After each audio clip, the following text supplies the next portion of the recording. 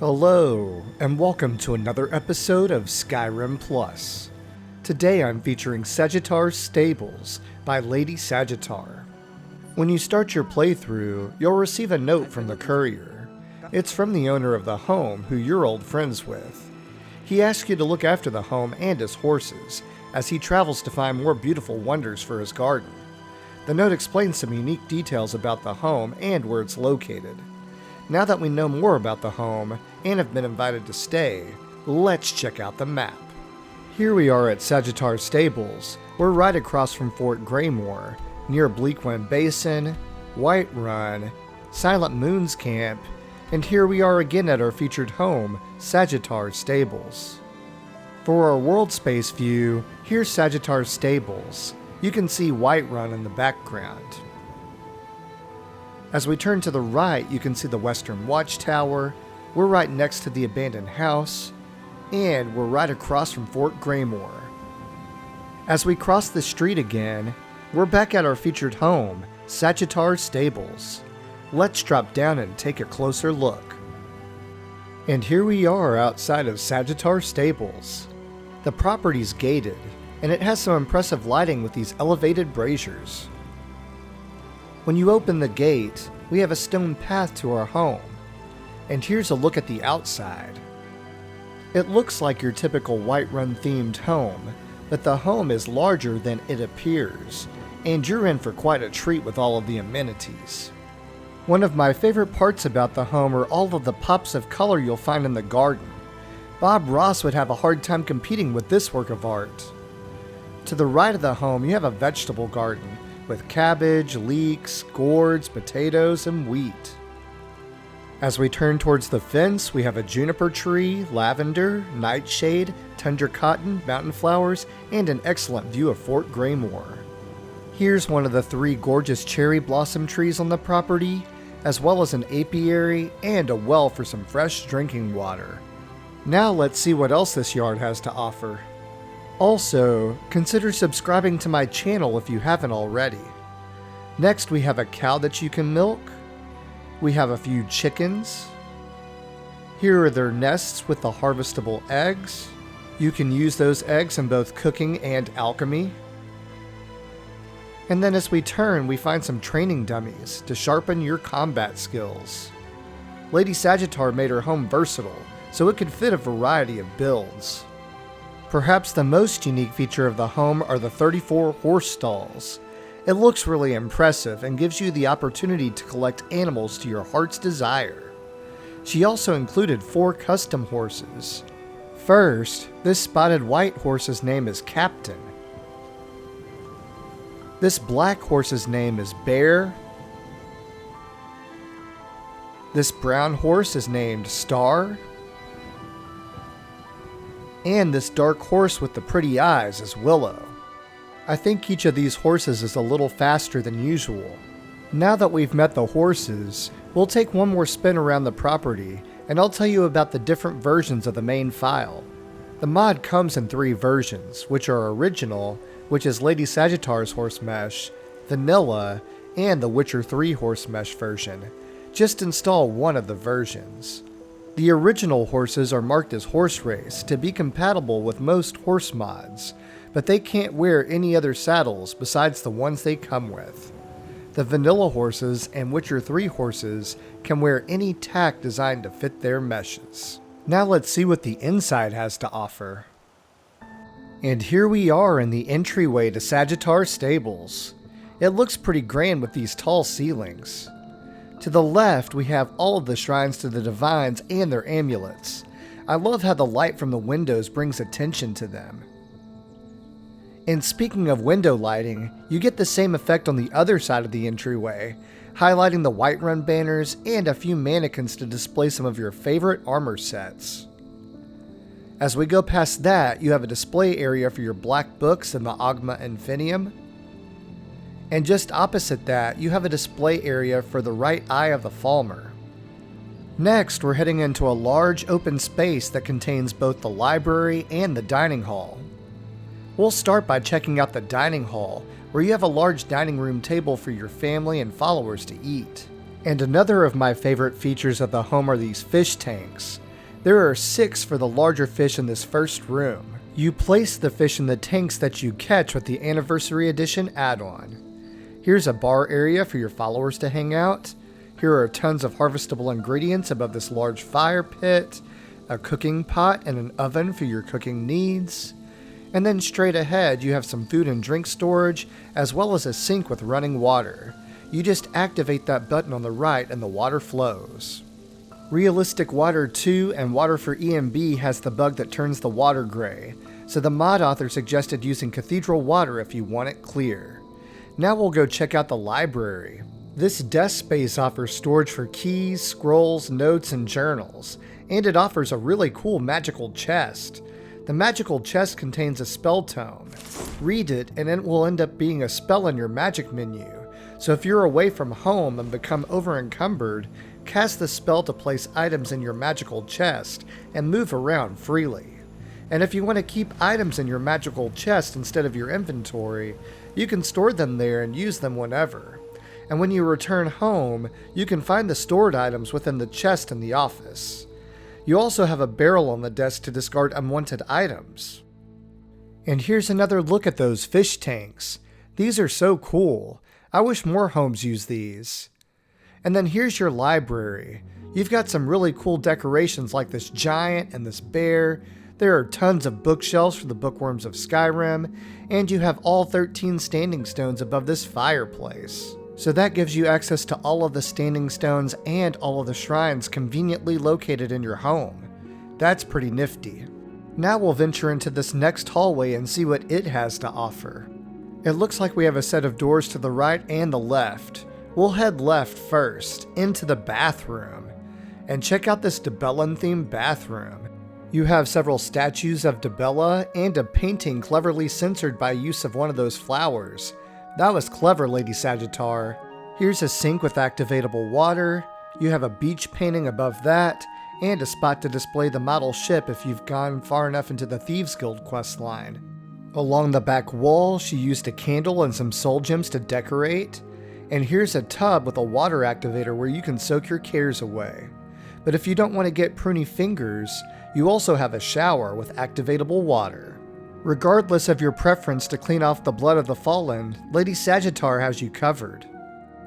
And don't think she forgot about the toilet. Here's a spot where you can do your best stinking. I mean thinking. But she did include some lavender to diffuse the smell. Kind of like poo-pourri. Okay, now we're ready to head into the next room where we have a full smithing suite. And you can tell she's seen a mod review or two, including ventilation for her forge and smelter. Let's keep this home as fume-free as possible. As for the rest of the room, she's decorated it with some cool shields. Here's your tanning rack, your workbench, storage for weapons, storage for your armor, named storage for all of the different types of smithing materials. And she's included a display for Ariel's bow and shield and the notched pickaxe. Next to that is a wood chopping block and woodcutter's axe for your firewood needs. There's your smelter again, and your forge and your anvil. It even has a water container for those that want to cool their weapons. And there's your grindstone in the corner to complete the suite.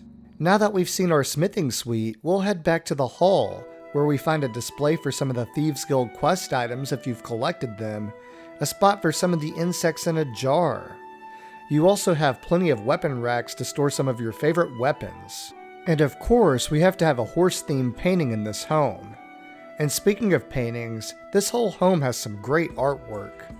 As we head further down the hallway, we find a common space to link the 3 different bedrooms. We'll head to the left first. Through these doors we find our master suite. You and your spouse can share this double bed. You have plenty of space to store your clothes. And here's a display for some of the rare amulets in the game, like the Necromancer's Amulet and the Archmage Amulet, just to name a couple. You also have a display for the Skeleton Key if you've obtained that. Here's some more of those cool paintings along the wall. And you have some pretty flowers and jewelry on this shelf as static decor. And as we take a spin around the rest of the room, we find a stack of books, more art, a bin full of your clean clothes that you need to put away, and other clutter that makes it more immersive. And then here's a better look at our common space, with a couple of benches for you to sit, and you can even grab a sweet roll on the way to our next room, which is your children's room. The children's room has 6 beds for your kids to stay. You'd need the Hearthfire Multiple Adoptions mod and cast the Bless This Home spell before asking them to move in. They even have a play table for their toys. Look at these cool action figures. This is kind of like the G.I. Joes or the Power Rangers of their time. And now we're ready to head to our last bedroom. And on our way we find a display for the Kynes Grove map. And then here's the door that leads us to our followers' room. I really like these big shields she's placed on the wall. There are room for 6 followers to stay with you. You just need a follower manager to allow that many followers to stay, and a mod like My Home is Your Home so you can designate this as their home. And as we come out of this space, we find a crafting area. Here's a staff enchanter and storage for staves. Above that is a display for your insects in a jar. You also have your arcane enchanter and your alchemy lab. There's theme name storage for each of these stations as well as theme decoration.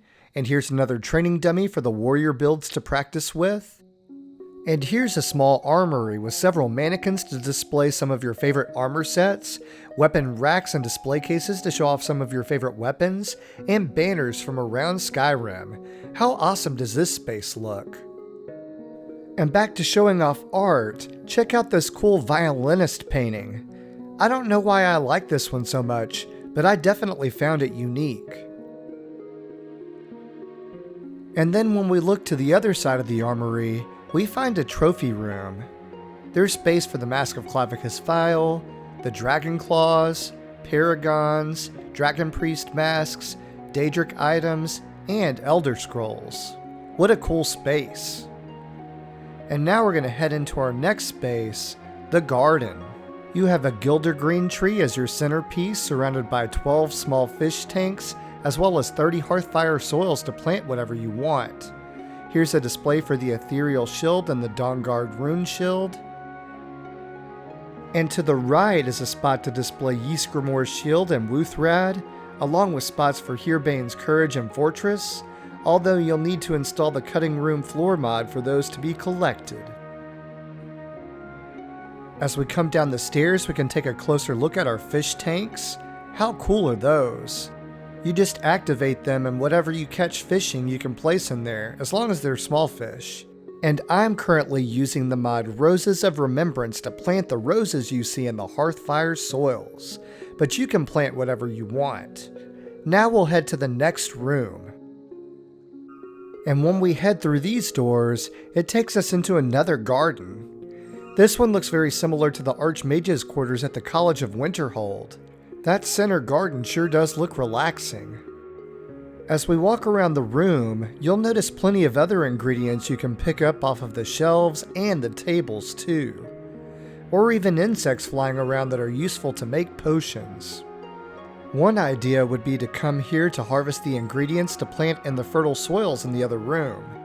That could help you level up your alchemy skill quickly, and with investing your perks in the alchemy skill tree, you could become very rich, or make really potent potions that could make your skills more effective throughout the game. As you can see, a room like this doesn't only look great, but it can be really beneficial to your playthrough. There's the door we came through originally, and this door will lead us to the last space of the home, the private mine. And here we are inside of our own private mine. This room contains all of the different ore veins both in the vanilla game and the DLCs, which could help you level smithing more quickly. In fact, this mine respawns ore every 10 days, as long as you stay out of the room during the entire cycle. And look, we even have Stalrim deposits. How handy is that? The same 10-day cycle also applies to the alchemy room we just left. Just last week, a commenter was saying that he liked the home I showed, but it didn't have soils for him to plant his ingredients, or a mine to collect ore. Well, here's a home that fits both of those categories. And if you like this home, you might also like Lone Wolf's Manor or Shellblad Castle, which also fit those criteria. But now that we've seen all of the features of this home, it's time for final thoughts. Sagitar Stables is a horse lover's paradise in the tundra of Whiterun. It includes a double bed for you and your spouse, 6 beds for your kids, 6 beds for your followers, 34 horse stalls, 4 custom horses, a vegetable garden, a milkable cow, and chickens with nests that you can harvest. You have access to all of the shrines and amulets to the divines, all of the standing stones, an oven and cooking pot for your cooking needs, a library with enough book storage for Hermaeus Mora, a really useful magical chest spell, a trash bin for unwanted items, a bathroom with a tub and shower, as well as a sink with running water, and a toilet, a woodchopping block and woodcutter's axe, a full smithing suite with name storage, an alchemy lab, arcane enchanter, and a staff enchanter. You have an armory to show off your best gear, a trophy room and displays for your special items, 6 large fish tanks and 12 small fish tanks, 30 fertile soils to plant whatever you want, an indoor garden with harvestable ingredients, and a private mine. How divine! If you want a home that you can use for a multitude of different builds, Sagitar Stables could be the home for you. This concludes my feature of Sagitar Stables. If you enjoyed this content and want to see more, don't forget to like, comment, and subscribe. Click the bell icon if you want to be notified of when I post, and as always, thanks for watching. I'll catch you on the next episode.